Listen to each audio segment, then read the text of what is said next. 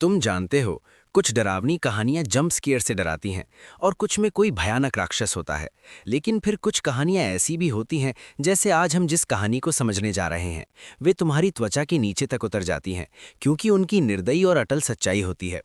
आज हम एक ऐसे कैंपिंग ट्रिप की अविश्वसनीय कहानी में उतरने वाले हैं, जो इतनी भयानक तरह से गलत हो जाती है कि तुम समझ जाओगे मैं क्या कहना चाहता हूँ।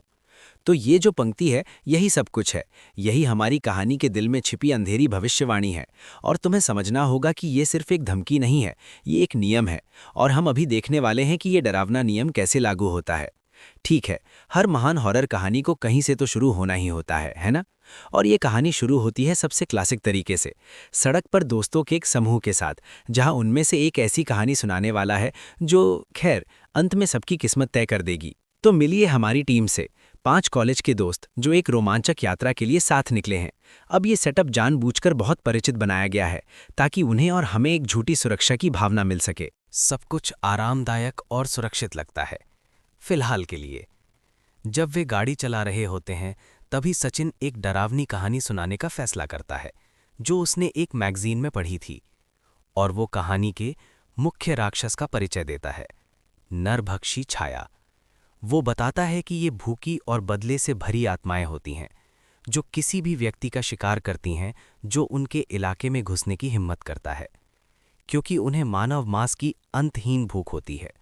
और बस यहीं से वो क्लासिक हॉरर स्थिति शुरू हो जाती है, जो साफ साफ आने वाली तबाही का संकेत देती है। यह है सचिन, जो इस पर विश्वास करता है। वो कहता है, दोस्तों ये सिर्फ कहानी नहीं है, ये एक चेतावनी है। लेकिन उसके दोस्त, वे पूरी तरह से शक करने वाले लोग हैं। वे हंसते हैं, मजाक उड़ाते हैं और उसे कहते हैं कि ये सब सिर्फ बकवास है। और वही घमंड, वही चेतावनी को नज़रअंदाज करना सब कुछ शुरू कर देता है। अब दोस्त कैंप साइट पर पहुंच चुके हैं और उनकी अविश्वास की परीक्षा होने वाली है। यहीं से तनाव धीरे धीरे बढ़ना शुरू होता है। एक एक करके घातक गलतियां होने लगती हैं। पहली बात तो ये कि जगह ही किसी हॉरर फिल्म जैसी है। उन्होंने कैंप लगाने के लिए एक ऐसी जगह चुनी जो पूरी तरह सुनसान है, कई किलोमीटर तक कोई इंसान नहीं। और सबसे बड़ी बात, उन्होंने अपने टेंट वहीं लगाए हैं जहां सचिन की कहानी वाला गहरा अंधेरा खड्ड रवीन है। किंवदंती उनके चारों तरफ जीवित हो रही है और उन्हें इसका कोई अंदाजा नहीं। और अब आता है पहला असली खतरे का संकेत। घूमते समय सचिन देखता है कि पेड़ों के बीच से कोई छायादार आकृति उन्हें देख रही है। जैसे ही वो आवाज लगाता है, वो गायब हो जाती है। लेकिन जब वो अपने दोस्तों को बताता है, तो वे फिर से उसका मजाक उड़ाते हैं। उसे कहते हैं कि वो बस डर गया है। चेतावनियां अब और साफ होती जा रही हैं, लेकिन दोस्तों का इनकार भी उतना ही मजबूत होता जा रहा है। अगर आप देखें तो उनकी किस्मत 3 बड़ी गलतियों से तय हो चुकी है। पहली, उन्होंने चेतावनी को अनदेखा किया।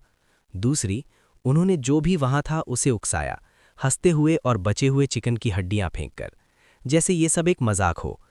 तीसरी, उन्होंने खुद को पूरी तरह अकेला कर लिया। ये सचमुच बुरे फैसलों का एक परफेक्ट तूफान है। और अब सच्चाई का पल आ चुका है। मजाक खत्म, चेतावनियां अनसुनी, और अब परिणाम आने वाले हैं, सबसे भयानक तरीके से। समय है रात के 2:30 बजे का। प्रियंका और निकिता लड़कों के टेंट से आवाज सुनती हैं, लेकिन ये चीख नहीं है, ये उससे भी ज्यादा डरावना है। एक गीली, लयबद्ध चबाने की आवाज, हड्डियों के टूटने और चबाने की आवाज। वे सोचती हैं कि लड़के बस बचा हुआ चिकन खा रहे होंगे, लेकिन वे बहुत गलत हैं। प्रियंका धीरे से चेन खोलकर अंदर झांकती है। अंधेरे और खून के बीच से एक आवाज आती है। ये उनके पहले किए गए मजाक का सीधा जवाब है, जब उन्होंने चिकन की हड्डियां बाहर फेंकी थीं। छायाओं को उनके टुकड़े नहीं चाहिए थे, उन्हें चाहिए था मुख्य भोजन। और फिर प्रियंका उसे देखती है, एक लंबी काली इंसान जैसी छाया, जो उनके दोस्तों के खून से सने अवशेषों पर झुकी हुई है। और इससे पहले कि प्रियंका चीख सके, छाया की लाल आंखें निकिता पर टिक जाती हैं, और एक ही पल में वो निकिता को भी टेंट के अंदर खींच लेती है। अब शुरू होता है असली मनोवैज्ञानिक आतंक। प्रियंका अकेली बची है, लेकिन वो सुरक्षित नहीं है। वो किसी तरह कार तक पहुंच जाती है, लेकिन कार कोई सुरक्षित जगह नहीं, बल्कि एक पिंजरा बन जाती है, क्योंकि कार की चाबी उदय की जेब में है और उसका फोन उसके टेंट में रह गया है। वो अंदर बंद है, पूरी तरह असहाय। धीरे धीरे और छायाएं टेंट से निकलकर कार के चारों ओर घूमने लगती हैं। रात जैसे खत्म ही नहीं होती। छायाएं उसे सताने लगती हैं। वे उसके मृत दोस्तों के भयानक भ्रम कार की खिड़कियों पर दिखाती हैं।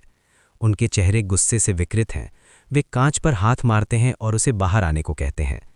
फिर निकिता का भूत कांच के पास आकर फुसफुसाता है और वही प्रेडिक्शन दोहराता है जिससे ये सब शुरू हुआ था। ये एक भयानक पुष्टि है। ये सब संयोग नहीं है, ये एक नियम है और वो लागू हो रहा है। और अब आता है अंतिम झटका। सुबह होती है, पुलिस आती है। वे भयानक दृश्य देखते हैं और सबसे तार्किक निष्कर्ष निकालते हैं, जंगली जानवरों का हमला। वे घायल प्रियंका को एम्बुलेंस में बिठा देते हैं।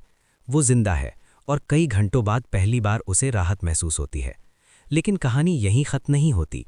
ये एक क्लासिक हॉरर टेक्निक है, फॉल्स डॉन, जहां उम्मीद का एक छोटा सा पल दिया जाता है और फिर सब छीन लिया जाता है। प्रियंका भूल चुकी है कि प्रेडिक्शन क्या कहती थी। उसमें यह नहीं कहा गया था कि छायाएं कैंप में मारती हैं। उसमें कहा गया था, वे तुम्हें वहां से जाने नहीं देती। जैसे ही एम्बुलेंस चलने लगती है, अचानक एक तेज रफ्तार ट्रक सामने से आता है। वो एम्बुलेंस से टकरा जाता है और एम्बुलेंस सड़क से फिसलकर उसी गहरी खाई में गिर जाती है। नियम अटल था।